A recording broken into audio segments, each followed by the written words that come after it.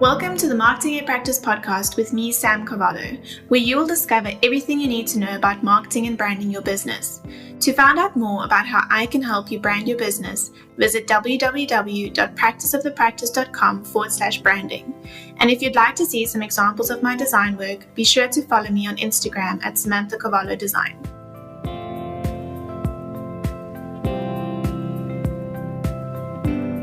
Ryane LeCesne is the Master Your Mindset coach. Since 2012, Ryane has coached nearly 1,000 high-achieving women, specializing in the unique needs of high-achieving Black women to advance their professional dreams by overcoming and healing from the self-limiting mindsets of imposter syndrome and perfectionism. Her coaching process is evidence-based, holistic, transformational, and proven to be instrumental in helping high-achieving women professionally advance. When Ryan's not coaching or with her nose in a personal development, plus leadership, plus spiritual book, she is the wife of a very loving and supportive super guy and mommy to a very special love bug.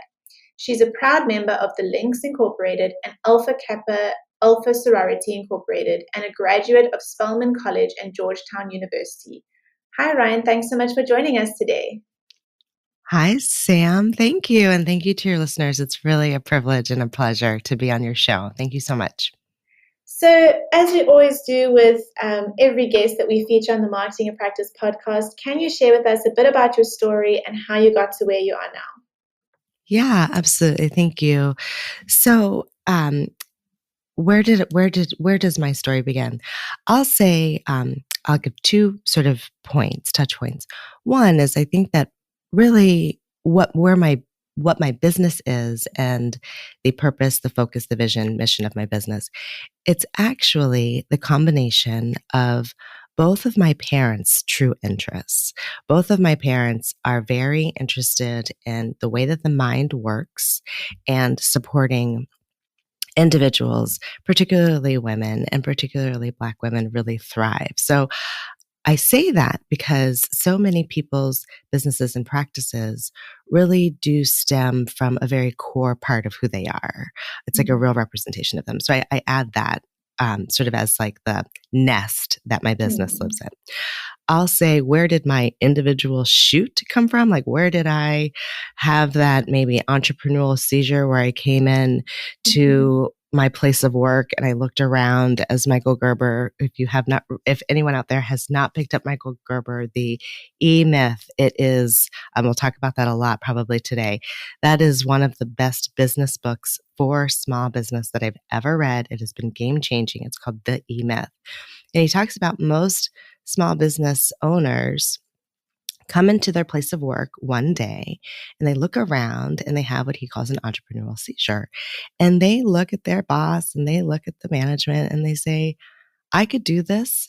I could do this better. I could do this more effective. And they have an entrepreneurial seizure and they decide that day that they're going to quit their job and they're going to go create what they think is going to be a business.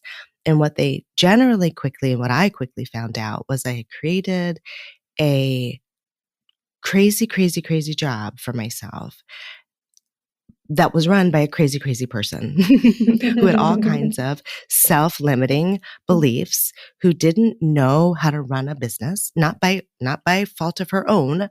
I had never run a business. I'd never done any of this before. But I learned, and I say that too, to say that anyone can learn to run a business. So how did I get into this? Intersection, I was in my early 30s.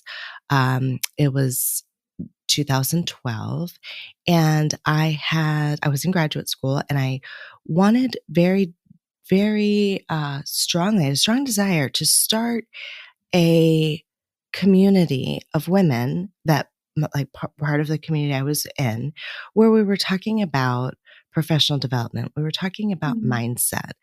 And I had this like strong desire to have this like sort of around books that I was reading and sort of just like this self-help group. And I called it Inspire Sunday Brunch.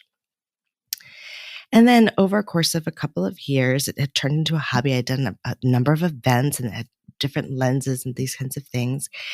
And it began to give me a platform to talk about the, leadership and talk about mindset and growth and development. And then I had this entrepreneurial seizure. Mhm. At the same time, I had this entrepreneurial seizure. When I say that, I was also, in a career that I very much loved, was very passionate about, but I had outgrown. I didn't realize it then. Then it felt like I was undervalued, underappreciated, overworked, and, um, less and less being um, appreciated. Mm. Well, in hindsight, what that means for me is that someone has outgrown where they are, that Mm. where they have ascended to is no longer something that the environment can understand because they have outgrown that space. Mm. So that was another intersection. So I've got this intersection of Inspire Sunday Brunch, intersection of this entrepreneurial seizure, Mm. and also the intersection of the first time I was introduced to coaching. And it was game changing. I had just graduated from Georgetown. So this is 2015 or 14, maybe, where this intersection is. And I was a graduate, but I was able to take a class on career development. And a coach walked in. Her name is Sunny Lovett. And she asked this very powerful question. She said, "Do you talk to yourself as if you are your own best friend?" And it was like jaw dropping because no, I don't. I almost didn't Mm. even realize how judgmental I was until that question was asked. But Mm. also the power of that question unlocked like the vision of Inspire. It was like, Mm. oh my gosh, this is who and what Inspire is supposed to be. I'm like a coach. It was like a definition for the work I was Mm. meant to be doing. It was a platform in terms of a system for the business, a grounding for the business. So from that point forward, I went back to Georgetown to get my coaching certificate. And from there, learned to build a coaching business.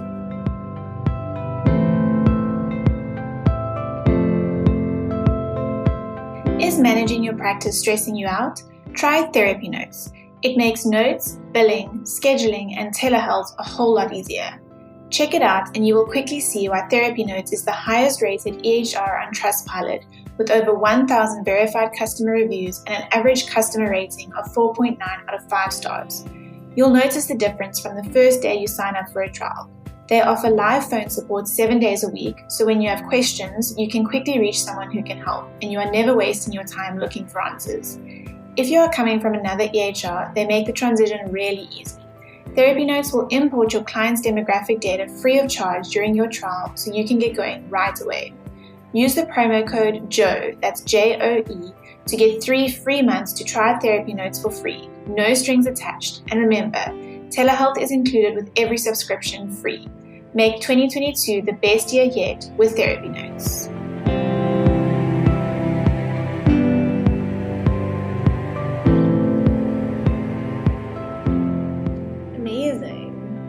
Amazing. So, can you share with us what the impact is of the confidence killers, imposter syndrome, and perfectionism on high achieving women's ability to advance their professional dreams? Absolutely. I'm actually going to add a third one in there. And from the very beginning of my practice, I've actually talked about this third one. Funny enough, the third one is called Distractionism. And I was given the advice at one point, well, maybe in your marketing, the third one, it's kind of hard to remember what it is, distractionism, and it kind of is distracting. Well, this is the thing. It's really, really important to add.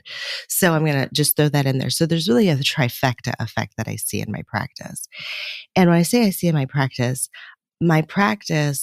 is truly a reflection of me. These are mindsets that were and can continue to be if and when I am not mindful. But these 3 mindsets are something that I have had to battle with. The 8-step process, the advanced accelerator process I put together, the 3 energies that we'll be talking about, I'm sure that we'll talk about.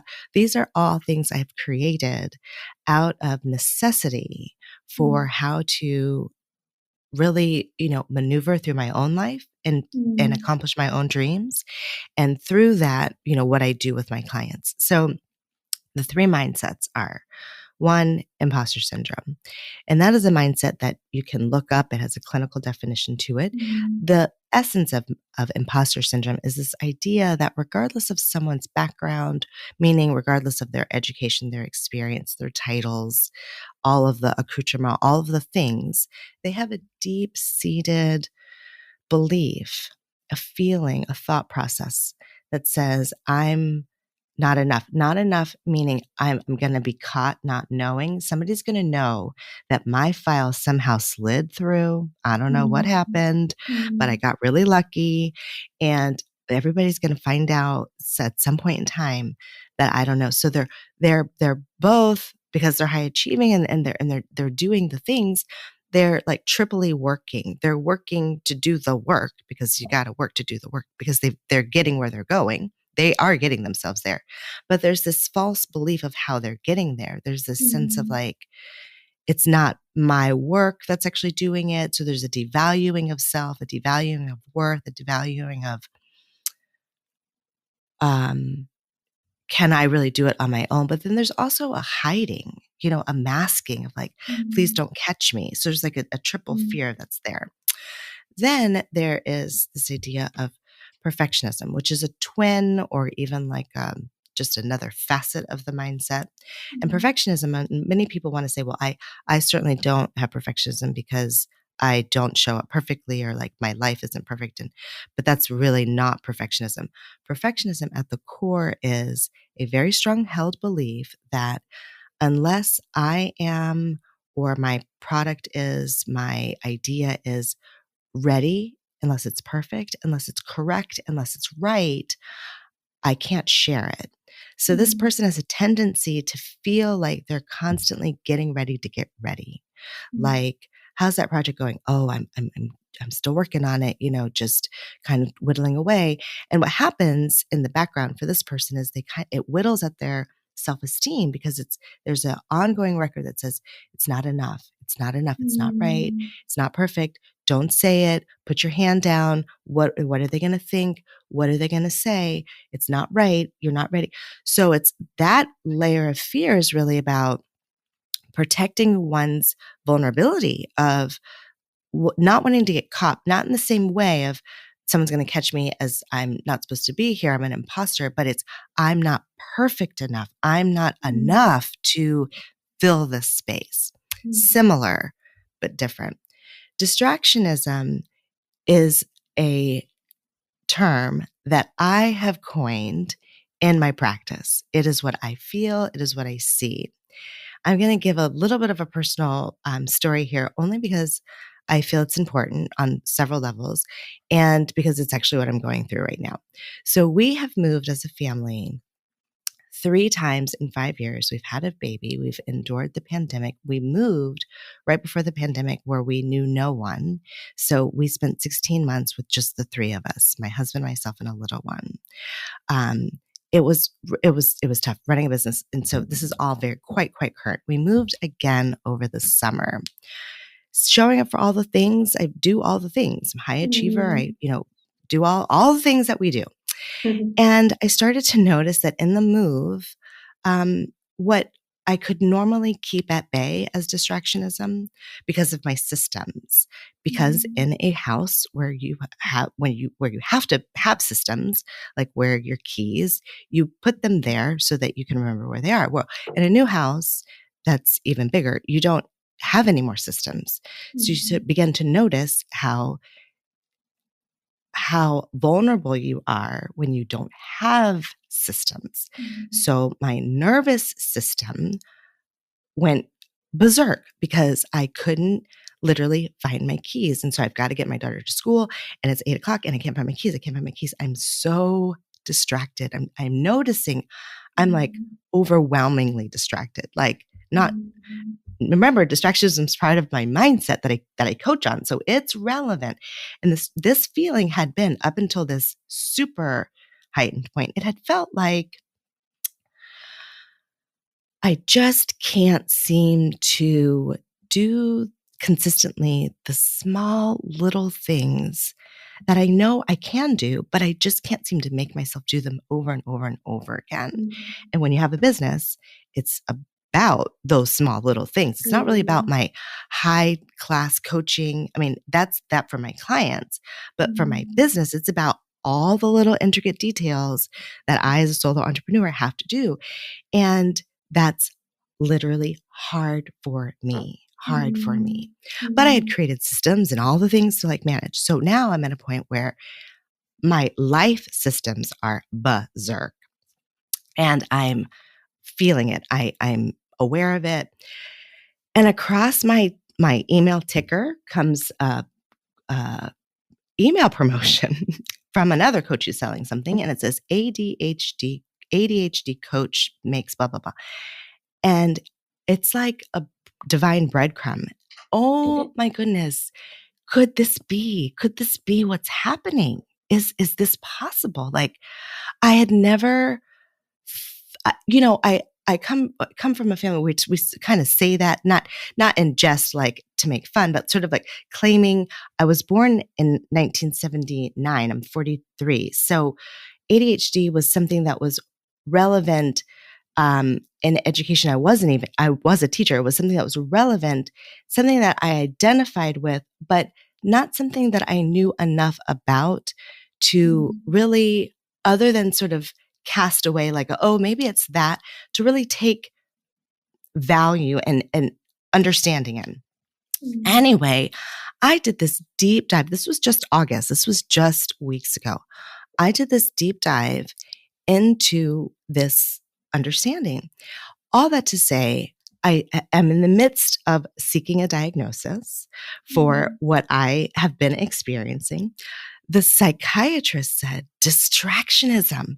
That's fascinating because here I was as a social scientist, my background in sociology. I'm in the work. I see this and I don't have enough clinical definition to say, oh yes, this is what it is. I still don't. That's not my lane, but I know what I know and I know what I experienced. And it's very interesting that I called it distractionism because that's what it feels like. And it kicks in unknowingly. Before all of this context, it kicked in where things in the business would feel very difficult, like every day trying to do social media, posting every day, or the every day having to do. And so I would find myself distracted, like over here on a project that could seem important, but not the priority. And that's what my clients tend to do. And in your business, it's only you. You're the only manager.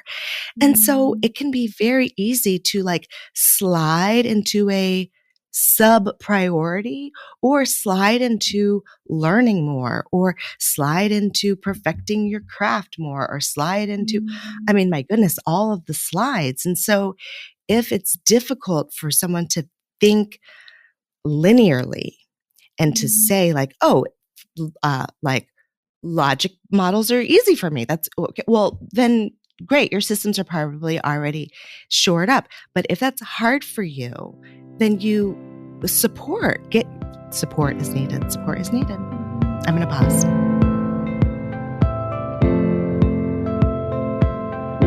Thanks again to Therapy Notes for sponsoring this episode. Remember to use the promo code JOE, that's JOE, to get 3 free months to try out Therapy Notes for free. No strings attached. Thanks for listening to the Marketing in Practice podcast.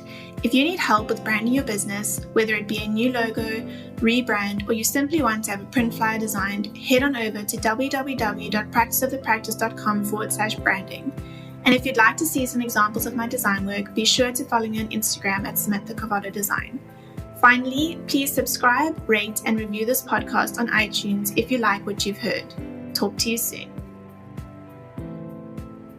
This podcast is designed to provide accurate and authoritative information in regards to the subject matter covered. It is given with the understanding that neither the host, the publisher, or the guests are rendering legal, accounting, clinical, or any other professional information. If you want a professional, you should find one.